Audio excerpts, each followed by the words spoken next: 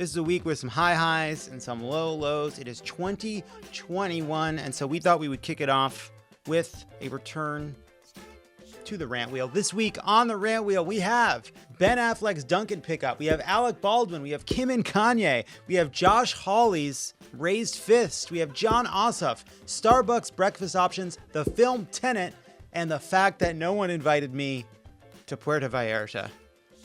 Let's spin the wheel.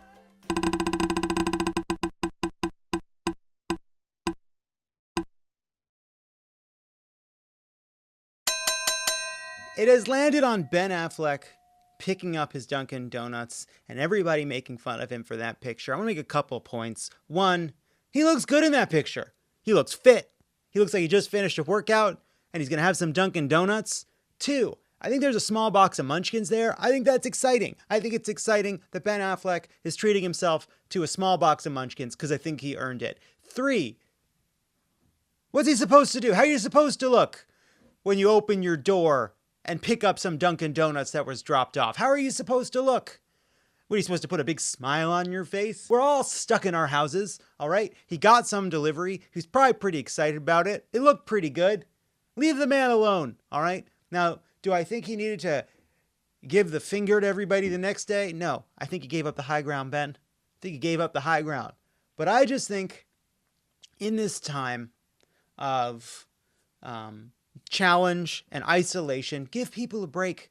Ben Affleck wants to get a couple of iced coffees and some munchkins, and he's got to pick up a package at the same time, and he kind of fumbles a little bit. Leave him alone, all right? I think his arms look pretty good, all right?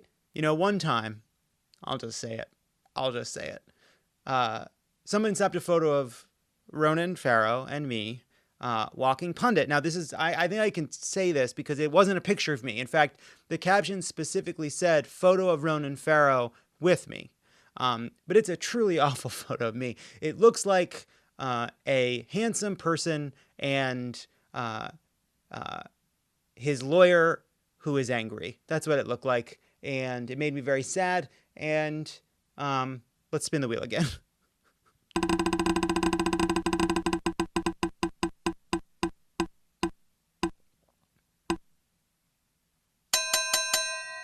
Landed on no one invited me to Puerto Vallarta.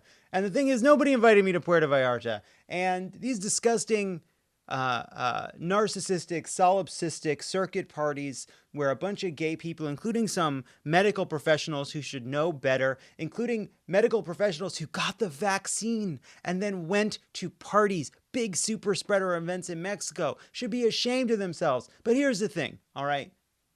I didn't know this was happening.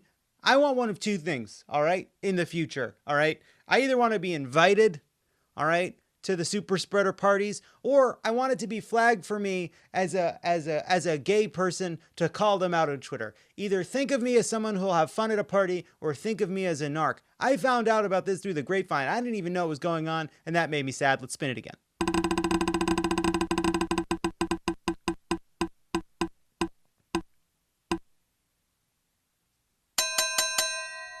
It landed on Tenet. I was looking forward to Tenet for so long. A Christopher Nolan movie is very exciting to me. And here's my problem with Tenet.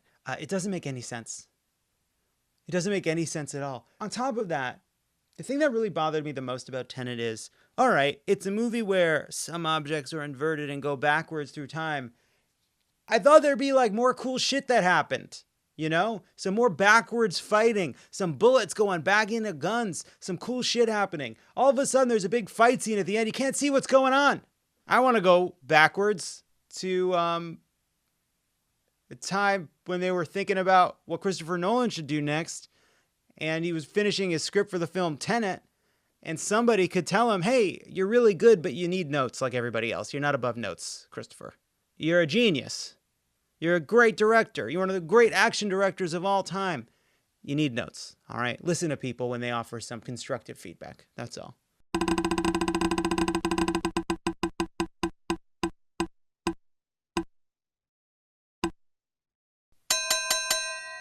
It has landed on Jon Ossoff, all right? And I just want to say three things, all right? One, I find it genuinely offensive that there is a 33-year-old senator. I am not comfortable with there being younger senators than me. 2, I am genuinely annoyed by the handsomeness. I find that frustrating. And 3, I'll just say, I'll end the show by saying this has been a really bad week. A week where we saw the worst of what Donald Trump and his minions can do.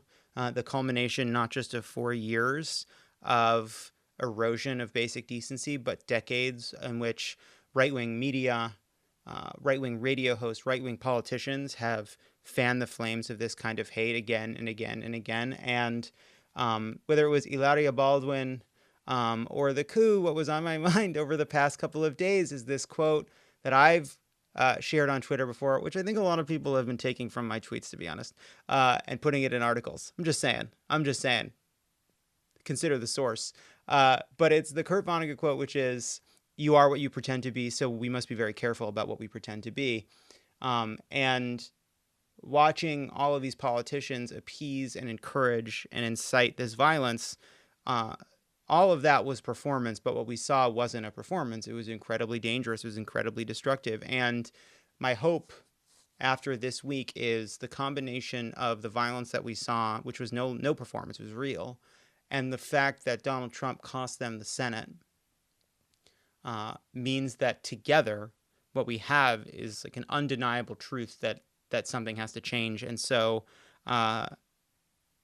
I think what will last from what happened over the past week, what will have far more consequence than a few assholes creating violence in the nation's capital,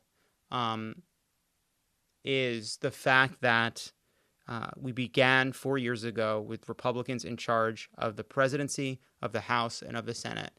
And after 4 years of pain and loss and isolation and chaos and anxiety and fear, we enter 2021 with Donald Trump finally conceding, with a Democrat in the White House, a Democratic Senate, a Democratic House, and hopefully a Democratic majority that understands that we can't ignore the danger these people pose. We can't paper over it. We can't pretend it's not there, but we have to confront it. We have to strengthen our democracy. We have to go into this new year with open eyes, because if the one thing that could happen from a group from a mob physically threatening Republican, Democrat members of Congress is that they won't be able to forget that it happened. We won't be able to treat it as just a performance anymore.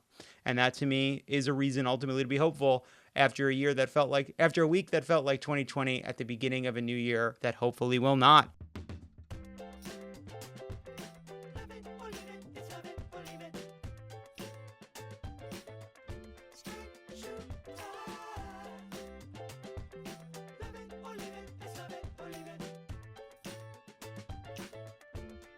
Spend it on